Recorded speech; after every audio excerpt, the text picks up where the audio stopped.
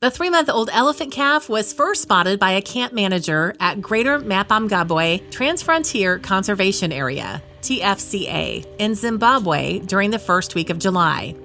His right hind leg was severely swollen, leaving him in desperate need of medical attention.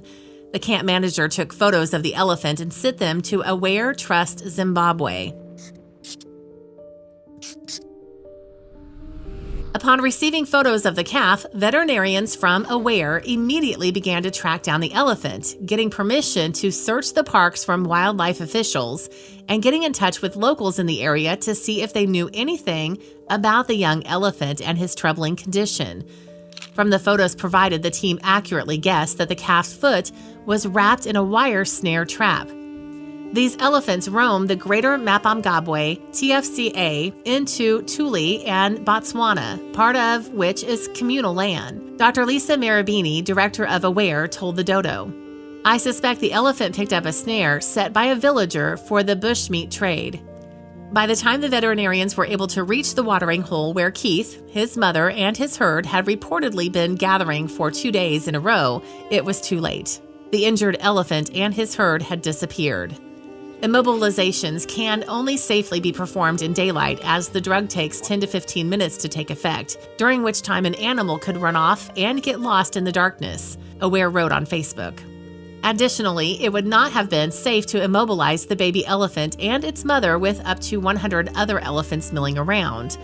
The search was called off by nightfall, but picked back up the next day. Also, if you've not done so already, please subscribe to our channel and click that notification bell to get inspired by these animal stories every day. Now, back to the story. A drone was utilized to follow a nearby herd, and the team attempted to approach on foot. But both times, they scared off the animals, leaving veterinarians unable to get close enough to see if the calf with a swollen foot was among them. The second night came, and the search had to be paused once again. We realized the only safe and effective way we would get a chance to locate and dart the baby is with a helicopter, AWARE wrote. We figured that with his injury, the calf would be slow and the herd would not have ventured too far from the water point. We clearly underestimated his mobility because after scouring the area for 4.5 hours, spread over 2 days in the helicopter, we could not find him. Sadly, AWARE no longer had the funds available to continue the search and had to call it off, relying instead on word of mouth about further sightings of the calf. It wasn't until weeks later that AWARE would gain the opportunity to rescue Keith for good.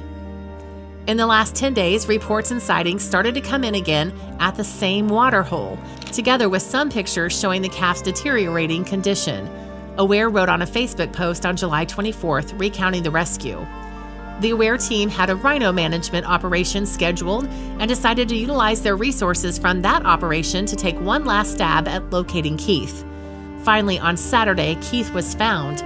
His swollen foot was unmistakable from the chopper as he sped along on 3 legs with his mother following, AWARE wrote. Keith's very protective mother, who never once left him, was tranquilized along with her calf for the safety of the team. Veterinarians were finally able to get close and look at the extent of his injury. Although he was thinner than he should be from fighting the devastating injury, the calf was strong and was very stable under the anesthetic, AWARE wrote. As it turns out, the snare was so deeply embedded into his leg that it had reached the very bone. An X-ray conducted on-site showing damage done to his feet as well. Despite the injury, Keith had a good blood supply and was still running through the foot. Rescuers say Keith has a good shot at recovery because of his youth. The vet team cleaned Keith's wounds and gave him pain relief medication, in addition to long-lasting antibiotics. After the team patched Keith up, they woke up the calf and his mother. The mother instantaneously got her bearings, and we could swear she nodded at the calf before they went trotting off in unison into the brush, AWARE wrote. Keith's rescuers believe that he'll be left with a deformed foot, but Keith has already demonstrated that he has no problem keeping up with his herd on 3 legs.